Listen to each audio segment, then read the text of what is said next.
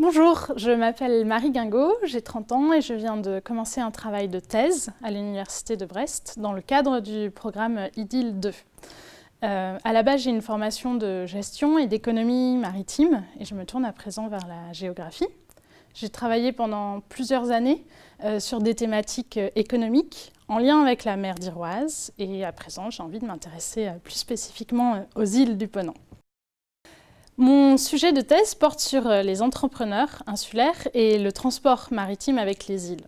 Je vais m'intéresser en particulier au transport donc, entre les îles et le continent, que ce soit les compagnies sous délégation de services publics ou les compagnies privées, qu'elles soient saisonnières ou permanentes, aux bateaux-taxis, aux bateaux privés, etc. Tous ces transports maritimes m'intéressent parce qu'ils sont le support d'échanges entre les îles et le continent. Et justement, les entrepreneurs insulaires ont des échanges avec le continent. Tout d'abord en termes d'échanges de marchandises, de flux de marchandises. Prenons l'exemple de Mathieu Thomas à Ouessant avec Tête en l'air qui fabrique des girouettes. Pour les fabriquer, il a besoin de bois, de peinture, d'outils. La plupart du temps, ces éléments ne sont pas directement sur l'île, il faut les faire venir du continent. Donc on importe des produits du continent vers les îles. Et à l'inverse, une fois les produits réalisés, il faut les vendre, donc soit directement sur l'île, soit sur le continent, via des foires, des marchés ou le site internet. Et donc alors, on exporte les marchandises depuis les îles vers le continent. Et je vais m'intéresser à ce premier type de flux, des flux de marchandises, et je vais essayer de les estimer. Un deuxième type de flux qui m'intéresse, ce sont les flux de mobilité professionnelle. Un entrepreneur, par son activité sur l'île, a des déplacements professionnels.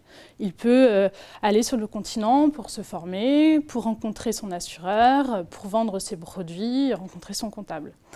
Et c'est donc un deuxième type de flux, les flux de mobilité. Et enfin, un troisième type de flux qui m'intéresse, ce sont les flux qu'on appelle immatériels. Il peut s'agir d'informations et de communication, par exemple tout ce qui est téléphone, fax, mail ou débit internet, et également les flux financiers entre les îles et le continent. À travers l'étude de tous ces flux, je vais me poser plusieurs questions.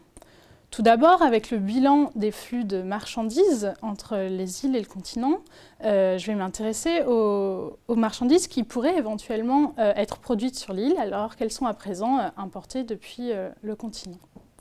Une deuxième question est celle de la portée des entreprises insulaires, de son rayon d'action. Jusqu'où va-t-elle s'approvisionner et jusqu'où va-t-elle vendre ses produits ou ses services? Et enfin, on peut se demander si toutes les îles sont logées à la même enseigne et dans quelle mesure les différences de transport entre les îles peuvent influer sur l'activité des entrepreneurs insulaires. Pour tenter de répondre à ces questions, je vais dans un premier temps m'intéresser au secteur du transport maritime et des liaisons insulaires. Je m'apprête à rencontrer les sociétés qui assurent les traversées entre les îles et le continent pour essayer justement d'estimer tous ces flux entre îles et continents.